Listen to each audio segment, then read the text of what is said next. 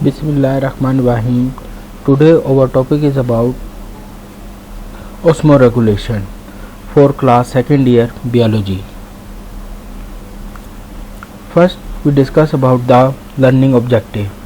We want to understand the term osmoregulation and also differentiate between the osmoregulators and osmoconformer and discuss about the problems faced by the osmoregulators and also find out their adaptations in animals. The term osmoregulation can be defined as the maintenance of constant osmotic level in the body is called osmoregulation. The word osmotic means that water salt concentration in the body.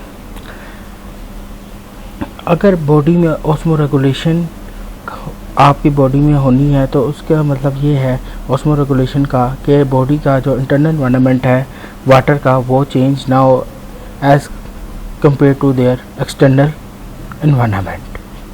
अब osmosis से क्या मुराद है, osmotic से क्या मुराद है, आपको ये बात पता होनी चाहिए. आपने पहली क्लासों में ये पढ़ा हुआ है कि ऑस्मोसिस से मुराद ये होता है कि the movement of water molecules from higher concentration to the lower concentration. तो वाटर की मूवमेंट होती है फ्रॉम हायर कंसंट्रेशन से लोअर कंसंट्रेशन की तरफ. इसलिए लिविंग ऑर्गेनिजम्स के अंदर जो है इंटरनल वाटर कंडीशन को मेंटेन किया जाता है और प्रोटेक्ट किया जाता है from the fluctuation of the external environment. External environment में फ्रेश वाटर भी है, टेरेस्ट्रियल एनवायरनमेंट भी है, मैरीन कंडीशन भी है, मैरीन वाटर भी है. तो बारी बारी हम सबको डिस्कस करेंगे. On the basis of osmoregulation, इसकी बिना पर हमारे पास दो कैटेगरीज में ऑर्गेनिज्म डिवाइड हो जाते हैं. First one osmoconformer and second one is osmoregulator. Now to discuss about the osmoconformer, those animals which maintain their water and solute balance according to their external environment. वो animals जो क्या करें, अपना जो osmotic level है उसको एक जैसा कर लें एक्सटर्नल एनवायरनमेंट से, ऐसे एनिमल्स को क्या कहेंगे आप, ऑस्मोकन्फर्मर. इसकी ये क्या करते हैं, they make their internal environment isotonic to the external environment. जितना % पानी बाहर मौजूद है एक्सटर्नल एनवायरनमेंट में मौजूद है उतना ही पानी अंदर मौजूद होगा. तो ये दोनों लेवल क्या कर लेते हैं, बराबर कर लेते हैं. तो जितना वाटर लॉस हो रहा है उतना ही वाटर इंटर हो रहा है. तो इस वजह से ऐसे एनिमल्स को हम क्या कहते हैं, ऑस्मोकन्फर्मर्स कहते हैं. और इनकी एग्जांपल कौन सी है, ऑल मैरीन इनवर्टिब्रेट्स हैं और सम वर्टिब्रेट्स लाइक हैगफिश इसमें इसकी एग्जांपल है. अब हम देखते हैं ऑस्मोरेगुलेटर्स क्या हैं. Those animals which do not change their water and solute balance according to external environment. वो एनिमल्स जो अपना इंटरनल वाटर कंडीशंस को चेंज ना करें अकॉर्डिंग टू द किससे, एक्सटर्नल एनवायरनमेंट से.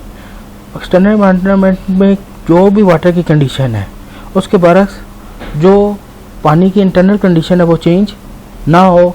इसको ऐसे ही हमारे पास जो एनिमल्स होंगे उनको हम क्या कहेंगे, osmo regulators. They have the, ये इसका अगर हम सिंपली डिफाइन करें तो क्या कह सकते हैं, they have the internal fix value and maintain it by osmo regulation. इनकी जो वाटर ऑस्मोटिक लेवल है वो हमेशा फिक्स्ड रहता है और ये अपनी बॉडी का जो वाटर लेवल है उसे मेंटेन करते हैं. कैसे, कौन से प्रोसेस है, बाय ऑस्मो रेगुलेशन से. उसको अब हम आगे देखेंगे ये कैसे मेंटेन कर रहे हैं. इनकी एग्जांपल्स कौन सी है, वर्टिब्रेट्स, लैंड इनवर्टिब्रेट्स भी हैं और टेरेस्ट्रियल एनिमल्स भी हैं. अब हम देखते हैं कि ऑस्मो रेगुलेशन जो है, ऑस्मो रेगुलेटर्स जो हैं उनको कौन कौन सी प्रॉब्लम फेस होती है. सबसे पहले तो अगर हम मैरीन इन्वायरमेंट की बात करें, जो animals, those animals which live in marine environment, वो कौन कौन सी प्रॉब्लम्स को फेस कर रहे हैं देखते हैं ज़रा. Any organism live in marine environment has hypertonic condition, so water keep losing from the body by osmosis. Osmosis का मतलब होता है, पहली मैंने बताया, the movement of water molecule from higher concentration towards the lower concentration. अब marine environment है, marine environment का मतलब ये है कि जो वाटर की कंसंट्रेशन है वो कम है, साल्ट इसमें क्या है, ज़्यादा है। तो साल्ट ज़्यादा है, पानी इसमें कम है। अब इसको हमने किससे कंपेयर करना है, लिविंग ऑर्गेनिज्म। ये हमारे पास कोई भी लिविंग ऑर्गेनिज्म का मैंने इंटरनल इन्वायरमेंट को इससे शो कर रहा हूँ। अब इनसाइड द बॉडी जो इधर होगा वो, हाँ यहाँ पे वाटर की कंसंट्रेशन, वाटर ज़्यादा होगा, वाटर ज़्यादा है और साल्ट कम है। अगर मैं कहूँ यहाँ पे 20% वाटर है और 80% साल्ट है, और यहाँ पे उलट है, यहाँ पे 80% साल्ट है, 20% आपके यहाँ पे क्या हो गया, 80% वाटर है और 20% क्या है, साल्ट है। 80% क्या है, हायर कंसंट्रेशन ऑफ वाटर है, और यहाँ पे क्या है, लोअर कंसंट्रेशन ऑफ वाटर है। तो हमें पता है कि मूवमेंट ऑफ वाटर मॉलिक्यूल्स कैसे होती है, ऑस्मोसिस कैसे होगी, the movement of water molecules from higher concentration towards the lower concentration.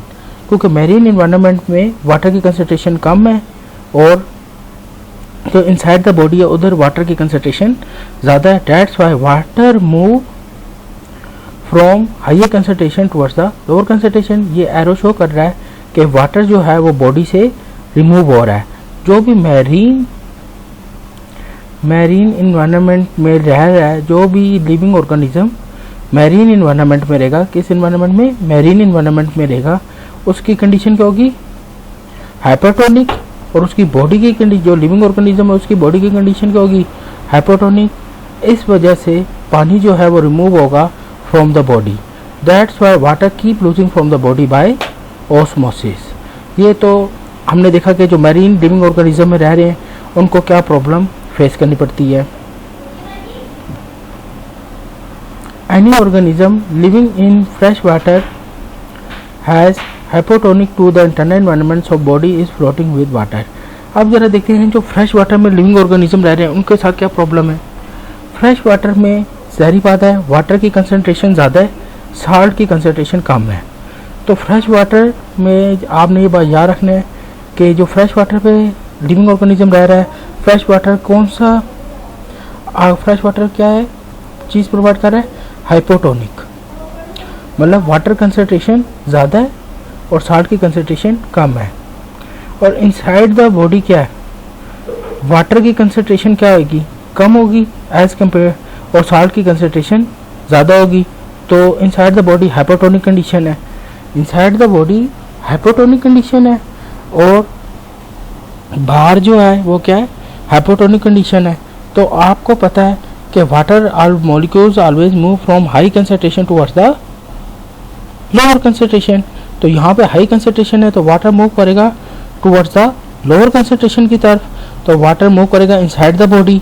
That's why क्या होगा, so body is floating with in water.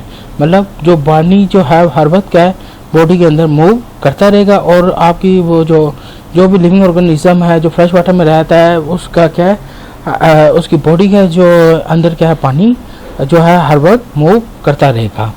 क्योंकि जो फ्रेश वाटर जो क्या प्रोवाइड कर रहा है, हाइपोटोनिक कंडीशन प्रोवाइड कर रहा है कि उधर पानी की कंसंट्रेशन ज़्यादा है। That's why they move inside the water. Water क्या होगा, मूव इनसाइड द बॉडी, और दैट्स व्हाई क्या होगा, उसकी जो और बॉडी के जो इनसाइड पे लिविंग ऑर्गेनिज्म जो रह रहा है, जो लिविंग ऑर्गेनिज्म की जो इनसाइड है उधर क्या कंडीशन है कि वाटर की कंसंट्रेशन जो है वो कम है। दैट्स वाई आपका जो वाटर है वो मूव करेगा from higher concentration towards the lower concentration, और ये उनको प्रॉब्लम फेस करनी पड़ती है कि जो वाटर है वो हर वक्त उनकी बॉडी में इंटर करता रहता है। ये उन ऑर्गेनिजम्स को फेस करना पड़ा जो किधर रह रहे हैं, फ्रेश वाटर में रह रहे हैं। अब देखते हैं तीसरी जो प्रॉब्लम है, जो लिविंग ऑर्गेनिज्म किधर रह रहे हैं, टेरेस्ट्रियल एनवायरनमेंट में, उधर उनको क्या प्रॉब्लम मसला है। It has the biggest problem that is evaporation. उनकी हर वक्त बॉडी से क्या हो रही होती है, वाटर लॉस हो रहा होता है थ्रू इवेपोरेशन। तो ये तो हमने देखा कि जो प्रॉब्लम्स हैं जो फेस कर रहे हैं osmo regulators in different environmental conditions में, जिसमें हमने मैरीन का भी देखा, फ्रेश वाटर को भी देखा और टेरेस्ट्रियल एनवायरनमेंट को भी हमने देखा। अब देखते हैं कि ये कैसे कोप अप करते हैं दिस प्रॉब्लम्स को। पहले हम देखेंगे मैरीन एनिमल्स कैसे ये कोप अप कर रहे हैं दिस प्रॉब्लम।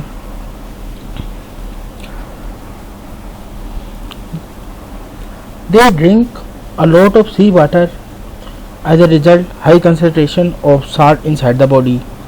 जाहिर बात है ये क्या करते हैं, जो अपनी जो पानी जो इनका है, ये पानी को बार बार क्या कर रहे हैं, पानी पीते रहते हैं, गेन ऑफ वाटर करते हैं। क्यों?